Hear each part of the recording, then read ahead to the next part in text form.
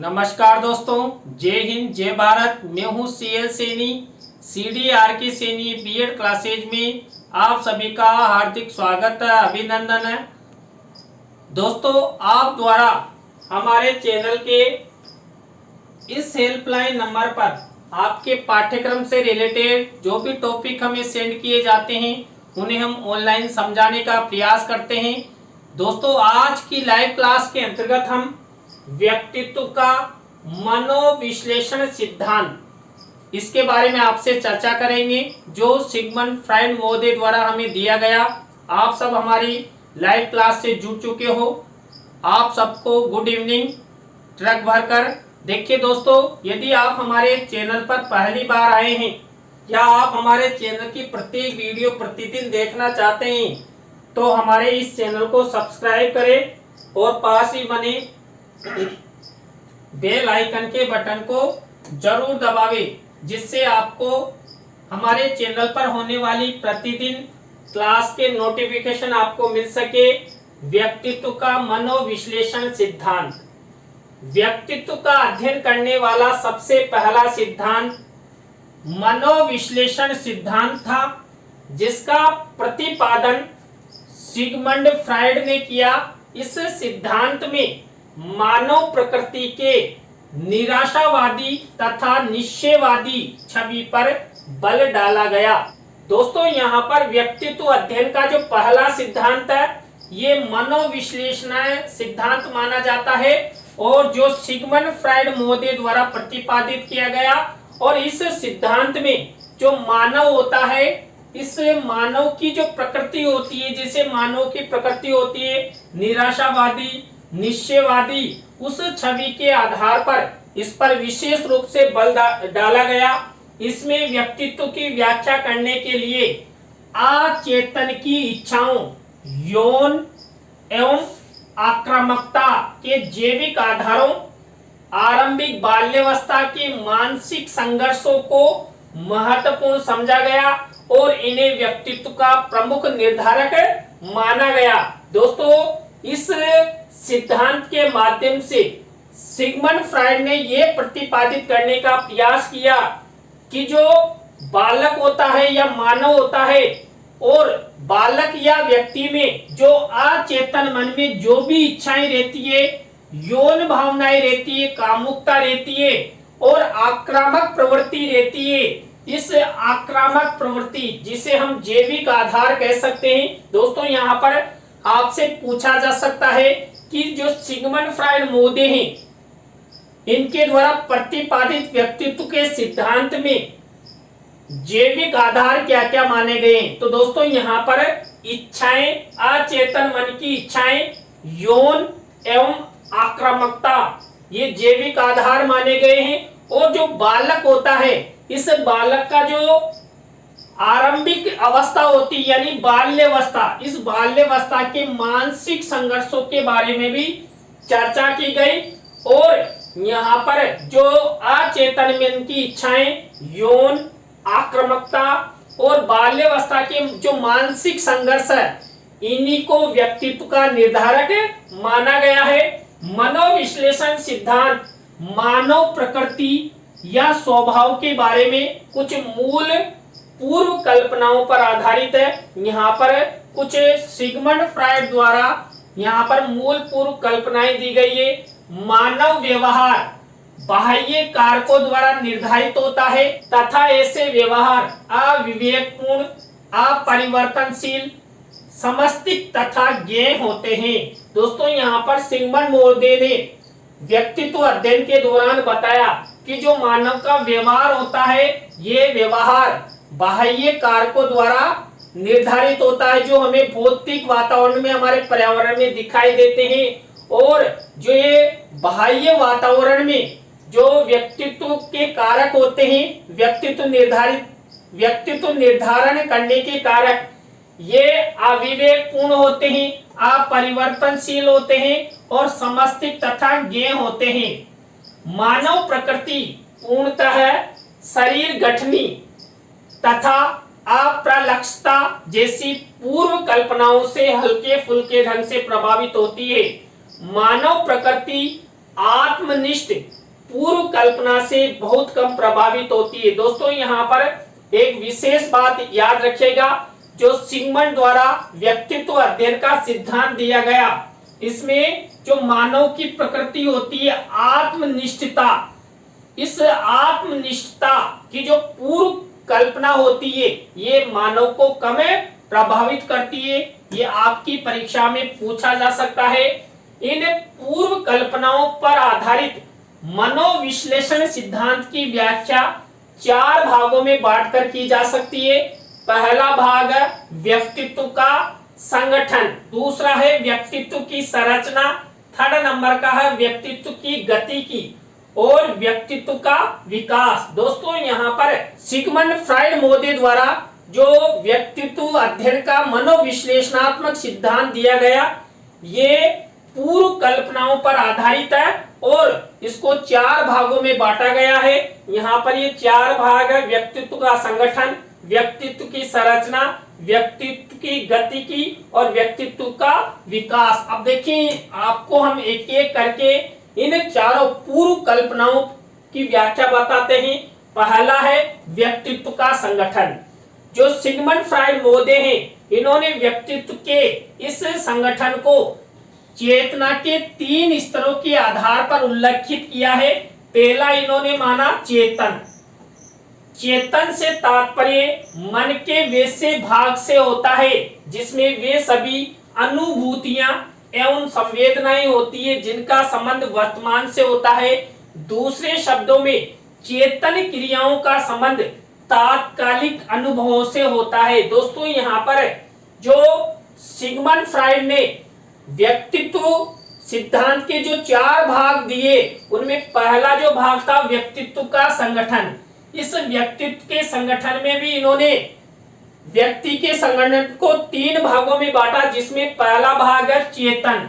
अब यहाँ पर ये चेतन मन का वह भाग होता है जहां पर कई प्रकार की अनुभूतियां, कई प्रकार की संवेदनाएं होती है जो मानव के व्यक्तित्व को प्रभावित करती है और इन चेतन अनुभूतियों, संवेदनाओं का संबंध तात्कालिक अनुभवों से होता है। तो यहाँ पर ये पहला प्रकार। इसके बाद दूसरा अर्ध चेतन, यानी कि पहला चेतन, दूसरा अर्ध चेतन। अर्ध चेतन से तात्पर्य मानसिक स्तर से होता है, जो सचमुच में ना तो पूर्णतः चेतन में होता है और ना ही पूर्णतः अचेतन में, यानी कि मध्यस्थ वाला भाग। इसमें वैसी इच्छाएं, विचार, भाव आदि होते हैं जो हमारे वर्तमान चेतन या अनुभव में नहीं होते हैं, परंतु प्रयास करने पर वह हमारे चेतन मन में आ जाते हैं। जैसे हमें देखिए, हमारी जो स्मृति होती है, अब हम किसी वस्तु, पदार्थ या तथ्य के बारे में जब याद करते हैं, पुनः स्मृति करते हैं, तो हमेशा अचेतन मन में आ जाते हैं और हमें याद आ जाते हैं। इसी तरह यहाँ पर अर्ध चेतन मन का यहाँ पर सिगमंड फ्राइड मोदे ने अपने सिद्धांत में वर्णन किया है और यहाँ पर इन्होंने यही बताया, जो कि हमारे मन में जो इच्छाएं होती है, विचार होते हैं, भाव होते हैं, ये कभी कभार हमें याद नहीं आते हैं, तो हम क्या करते हैं, यहाँ पर अर्ध चेतन मन के द्वारा उन्हें याद कर लेते हैं। इसके बाद अचेतन। अचेतन का शाब्दिक अर्थ है जो चेतन या चेतना से परे हो।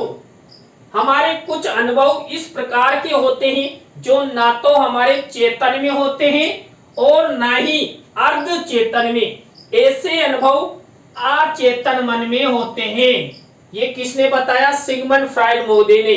अचेतन मन में रहने वाले विचार एवं इच्छाओं का स्वरूप कामुक प्रवृत्ति का होता है, असामाजिक होता है, अनैतिक होता है तथा घृणित होता है। सभी तो देखिए, सिगमंड फ्राइड मोदे ने जो काम वासना है इसको लिबिडो की संज्ञा दी और लिबिडो की प्राप्ति नहीं होने पर व्यक्ति कुसमायोजित हो जाता है, क्योंकि यहाँ पर जो ये अचेतन मन में रहने वाली जो भी इच्छाएं हैं, जो भी अनुभव है, ये हमारे मस्तिष्क को विप्लयमान रखती है, चलायमान रखती है और हमेशा एक ही बात घूमती रहती है।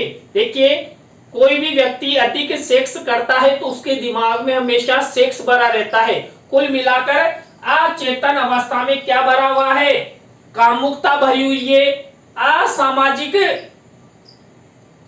कार्य भरे हुए हैं और अनैतिकता और घृणा की भावना भरी रहती है। आपसे पूछा भी जा सकता है दोस्तों परीक्षा में, जो कामुकता है, असामाजिकता है, अनैतिकता है या घृणिता है, ये हमारे मन के कौन से भाग में रहती है? तो ये रहती है अचेतन मन में, जो हमें कुसमायोजन की ओर लेकर जाती है। फ्राइड के अनुसार अचेतन अनुभूतियों और विचारों का प्रभाव हमारे व्यवहार पर चेतन तथा अर्धचेतन की अनुभूतियों विचारों से अधिक होता है। दोस्तों, यहाँ पर जो व्यक्तियों का संगठन है, इसको 3 भागों में डिवाइड किया: चेतना, अर्धचेतन और अचेतन। इसके बाद अब हम आपसे चर्चा करते हैं जो दूसरा भाग है, व्यक्तित्व की संरचना।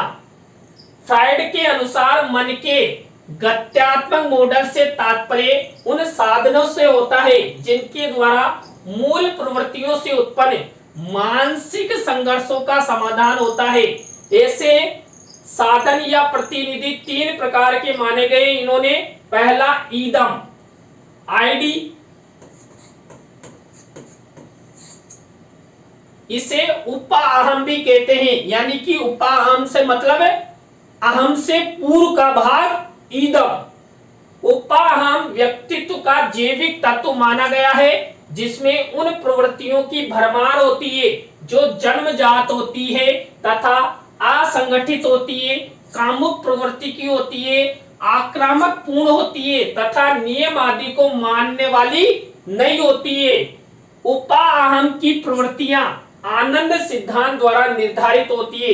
दोस्तों, यहाँ पर जो ईदम है, जिसे हम उपाअहम भी कहते हैं, सिगमंड फ्राइड मोदे ने बताया कि जिस व्यक्ति में ईदम की भावना रहती है, यानी कि ईड की, ये एक प्रकार का जैविक तत्व है और इसमें कई प्रकार की प्रवृत्तियों की भरमार होती है, जैसे असंगठित रहना है, कामुकता है, आक्रामक पूर्ण व्यवहार है, या कई प्रकार के नियम है जिनको हम नहीं मानते हैं, अर्थात असामाजिक तत्व के विचार या इच्छाएं इस ईदम के अंतर्गत होती है। तो यहाँ पर जो व्यक्तित्व की संरचना निर्धारित करने का प्रयास सिगमंड फ्राइड द्वारा किया गया, इसमें पहला ईदम, इसके बाद दूसरा यहाँ पर अहम, मन के गत्यात्मक पहलू का दूसरा प्रमुख भाग है अहम।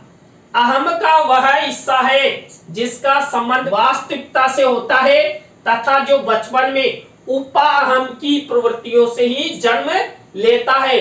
अहम वास्तविकता सिद्धांत द्वारा नियंत्रित होता है। दोस्तों, यहाँ पर ईदम के द्वारा बालकों में जो ईड की भूमिका, ईदम की भूमिका होती है, उसी के द्वारा किसका निर्माण होता है? अहम का। अहम का निर्माण होता है यहाँ पर, और ये क्या करता है? जो जीवन की वास्तविकता है इसको प्रदर्शित करता है। यहाँ पर व्यक्ति के व्यक्तित्व में वास्तविकता का परिचय सबको दिखाई देता है, इसलिए ये वास्तविकता के सिद्धांत पर कार्य करता है और वास्तविकता के सिद्धांत पर ही नियंत्रित होता है। तो ये दूसरा भाग है। और देखिए, आपसे परीक्षा में पूछा भी जा सकता है, फर्स्ट ईदम, जिसे हम ईड कहते हैं इंग्लिश में, इसके बाद अहम, जिसे हम ईगो के नाम से जानते हैं, और इसके बाद पराअहम, देखिए थर्ड नंबर का है पराअहम, जिसे हम सुपर ईगो, ये थर्ड भाग है। व्यक्तित्व की जो शारीरिक रचना है उसके आधार पर ये 3 भाग सिगमंड फ्राइड मोदे ने उनके जो व्यक्तित्व का सिद्धांत, मनोविश्लेषणात्मक सिद्धांत, उसमें दिए हैं। तो यहाँ पर थर्ड नंबर का है पराअहम। पराअहम, जिसे सुपर ईगो के नाम से भी जानते हैं, पराअहम को व्यक्तित्व की नैतिक शाखा माना गया है, जो व्यक्ति को यह बतलाता है कि कौन से कार्य अनैतिक है और इन्हें हमें नहीं करना चाहिए। यह आदर्शवादी सिद्धांत द्वारा निर्देशित एवं नियंत्रित होता है।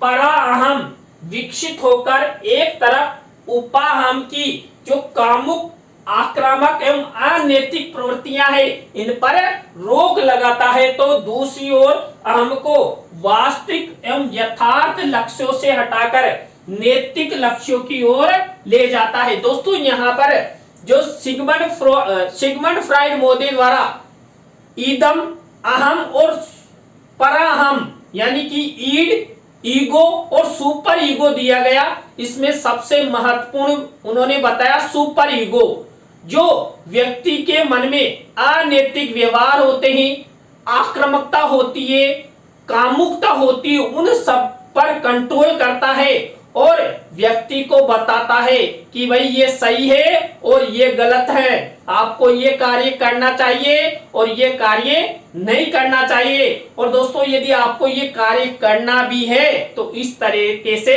करना चाहिए।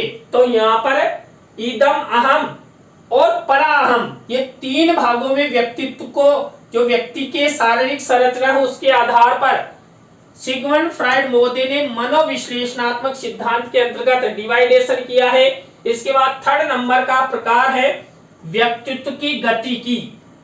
फ्राइड के अनुसार मानव जीव एक जटिल तंत्र है जिसमें शारीरिक ऊर्जा तथा मानसिक ऊर्जा दोनों ही होती है। दोस्तों आपसे फिर पूछा जा सकता है कि सिगमंड फ्राइड के अनुसार जो व्यक्तित्व की गतिकी प्रकार दिया गया उसमें ऊर्जा को कितने भागों में बांटा गया, कौन कौन सी ऊर्जा का नाम दिया गया, तो शारीरिक ऊर्जा और मानसिक ऊर्जा दोनों ही होते हैं। इन दोनों की ऊर्जाओं का स्पर्श बिंदु उपाहम होता है।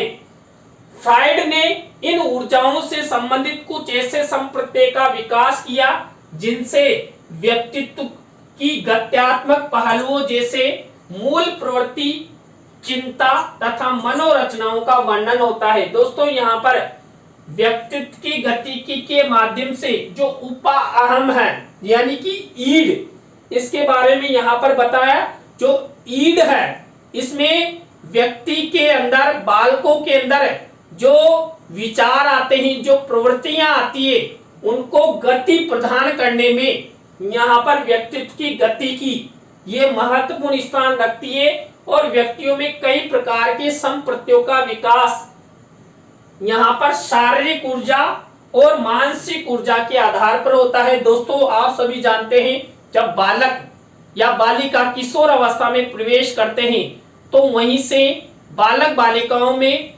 कामुकता की भावना पैदा हो जाती है, एक दूसरे के प्रति आकर्षण होना किशोर अवस्था की विशेषताएं हैं। और यहाँ पर जो किशोर होते हैं, किशोरियां होती है, उनके आंतरिक अंगों में परिपक्वता भी आ जाती है, तो एक दूसरे के साथ वो आलिंगन करते हैं, एक दूसरे के साथ जो उनके मन में जो पुरुष में लिबिडो है उसकी तृप्ति मानव करना चाहता है यानी किशोर करना चाहते हैं। तो यहाँ पर व्यक्तित्व की गति के आधार पर शारीरिक ऊर्जा और मानसिक ऊर्जा का प्रयोग यहाँ पर किया जाता है। इसके बाद मूल प्रवृत्ति, मूल प्रवृत्ति से फ्राइड का तात्पर्य वे से जन्मजात शारीरिक उत्तेजन से है जिसके द्वारा व्यक्ति के सभी तरह के व्यवहार निर्धारित किए जाते हैं। फ्राइड ने मूल प्रवृत्तियों को दो भागों में डिवाइड किया है, जीवन मूल प्रवृत्ति और मृत्यु मूल प्रवृत्ति। देखिए दोस्तों सबसे महत्वपूर्ण है, यहाँ पर आपसे पूछा जा सकता है कि सिगमंड फ्राइड का जो मनोविश्लेषणात्मक सिद्धांत है इसमें सिगमंड फ्राइड ने मूल प्रवृत्तियों को कितने भागों में बांटा है, दो भागों में, जीवन मूल प्रवृत्ति और मृत्यु मूल प्रवृत्ति। जीवन मूल प्रवृत्ति को इरोस तथा मृत्यु मूल प्रवृत्ति को थेनाटोस भी कहा जाता है। ये भी नाम बिल्कुल ध्यान रखना कि जीवन मूल प्रवृत्ति है इसे इरोस कहते हैं और मृत्यु मूल प्रवृत्ति को थेनाटोस कहते हैं। चिंता, फ्राइड के अनुसार चिंता एक ऐसी भावात्मक एवं दुखद अवस्था होती है जो अहम को आलंबित खतरा से सतर्क करती है ताकि व्यक्ति वातावरण के साथ अनुकूलित ढंग से व्यवहार कर सके। ये 3 प्रकार की चिंता सिगमंड फ्राइड महोदय ने उनके मनोविश्लेषणात्मक सिद्धांत में बताई है। यह आपकी परीक्षाओं में पूछा जा सकता है। वास्तविक चिंता, तंत्रिकातापी चिंता और नैतिक चिंता। बिल्कुल बहुत अच्छा यहाँ पर प्रश्न बन रहा है, अच्छे से तैयार करें। वास्तविक चिंता, तंत्रिकातापी चिंता और नैतिक चिंता ये व्यक्ति को बताती है कि आपको क्या करना चाहिए, आपका फ्यूचर कैसे खराब हो रहा है, आपने जीवन में क्या किया। इन सब की चिंता जब यहाँ होती है तो व्यक्ति क्या होता है कि भावात्मक रूप से दुखी होता है। यार मेरे जीवन में मैंने बहुत ही गलत कार्य किए हैं, मैं ईदम अहम के चक्कर में अपने आप को सुपर स्मार्ट समझता रहा, लेकिन मेरे अंदर सुपर ईगो की स्थापना हुई नहीं और मैं गलत कार्य करता रहा, चाहे वो कामुकता से रिलेटेड हो, चोरी से रिलेटेड हो या कोई अनैतिक व्यवहार से रिलेटेड हो। तो यहाँ पर दोस्तों जो चिंता होती है यही व्यक्ति को सदाचार की ओर ले जाती है, अपने आप का चिंतन करने के लिए कहती है कि आपने जो कुछ किया है वो खूब कर दिया, लेकिन अब तो अच्छा कीजिए। तो दोस्तों यहाँ पर जो सिगमंड फ्राइड महोदय हैं इन्होंने 3 प्रकार की यहाँ पर चिंताएं बताई है। अहम रक्षात्मक प्रक्रम। अहम रक्षात्मक प्रक्रम अहम को चिंताओं से बचाता है। रक्षात्मक प्रक्रमों का प्रयोग सभी व्यक्ति करते हैं, परंतु इसका प्रयोग अधिक करने वाले व्यक्ति के व्यवहार में बाधा एवं स्नायु विकृति का गुण विकसित हो जाता है। सभी रक्षात्मक प्रक्रम में कम से कम निम्नलिखित 2 गुण पाए जाते हैं। पहला है सभी रक्षात्मक प्रक्रम अचेतन स्तर पर कार्य करते हैं, अतः वे आत्म भ्रामक होते हैं। और दूसरा है ऐसे रक्षात्मक प्रक्रम वास्तविकता के प्रत्येक क्षण को विकृत कर देते हैं। फलस्वरूप व्यक्ति के लिए चिंता का स्वरूप कम धमकीपूर्ण हो जाता है। दोस्तों यहाँ पर जो सिगमंड फ्राइड महोदय ने बताया कि 3 प्रकार की चिंताएं होती है। अब कोई व्यक्ति ज्यादा ही चिंता करने लग जाएगा तो क्या होगा आप सब जानते हैं दोस्तों। चिंता चिता के समान होती है जो व्यक्ति को जला देती है। तो यहाँ पर यदि कोई बालक है जो किशोर अवस्था में है और उसके मन में कामुकता भर जाए तो अपने आप बालक को जलाती रहेगी। और जैसे मच्छर उड़ता है ना, मक्खी उड़ती है, ऐसे उसका दिमाग उड़ता रहेगा कि कब मैं अपने काम वासना की तृप्ति करूं।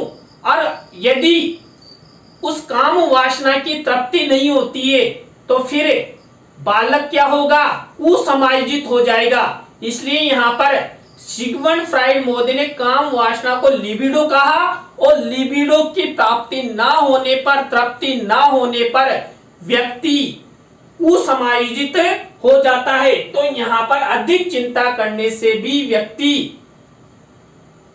चिंताग्रस्त के साथ साथ मानसिक विप्लव में जाते हुए वो मानसिक विक्षिप्त हो सकता है।